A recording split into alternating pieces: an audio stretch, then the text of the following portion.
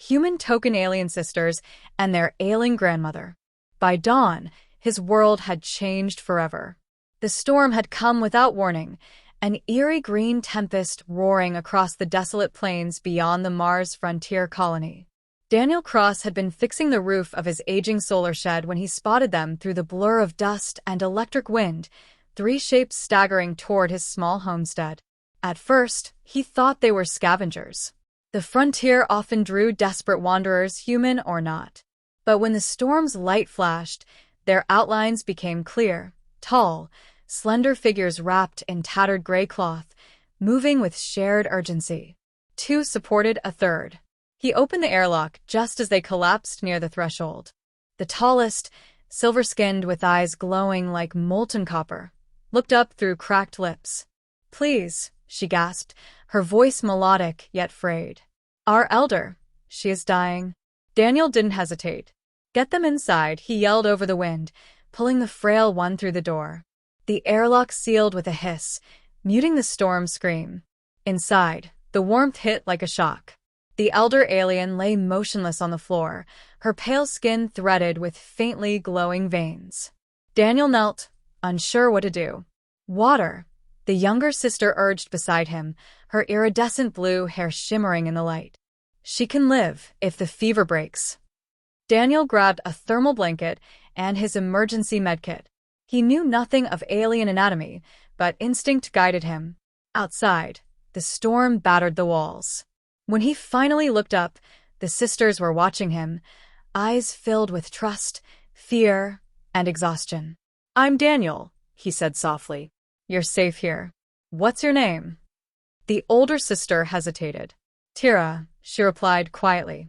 "This is my sister Lon, and our grandmother Era."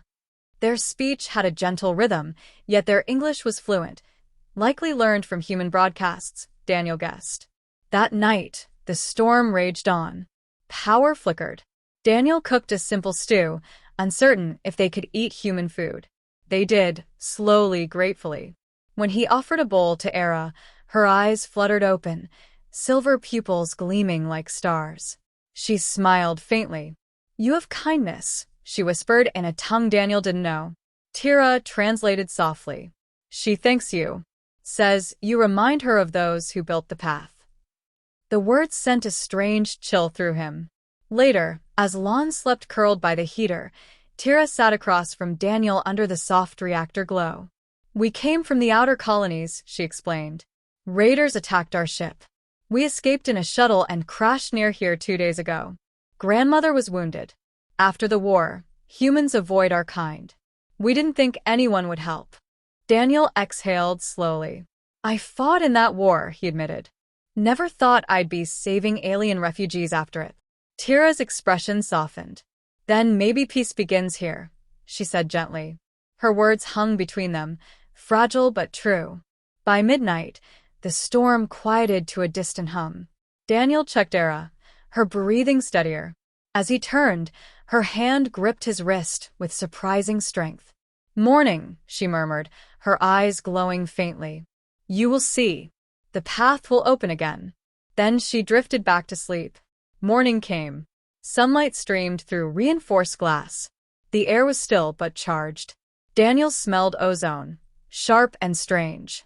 Stepping outside, he froze. The barren red plain had transformed.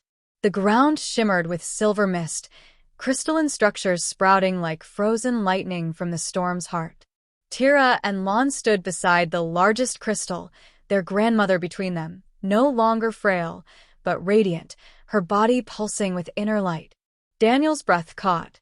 What happened?" Era smiled, her voice clear and strong. "The storm was no weather. It was a signal pulse from our world. It called to the last of our kind." Lon looked up, wonder in her eyes. "Your home sheltered us. The energy reached us because of that. It healed her." Era stepped forward, placing a hand on his chest.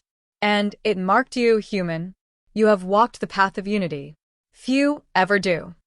Warmth flooded through him. Ancient, electric. Visions filled his mind. Vast crimson skies, floating cities, humans and aliens building together, laughter, and peace after generations of silence. Then it was gone. The sisters turned to their grandmother. She nodded solemnly. "We must leave. Our people will come for us. But remember, Daniel Cross, when the second storm comes, you will be called." Words failed him as light gathered around them. With a pulse of brilliance, they vanished into a column of glowing mist that spiraled into the Martian sky. Silence returned. Daniel stood for a long while, staring at the fading shimmer. He felt changed, profoundly, mysteriously changed. Inside, he found Ira's blanket neatly folded on a chair. Resting atop, it was a small crystal pendant, warm to the touch. As he held it, a soft echo brushed his mind. When the path opens again, follow it. He looked out across the red horizon. Silver clouds were forming once more. For the first time in years, Daniel smiled. By morning, his life, and perhaps all of humanity, had changed forever.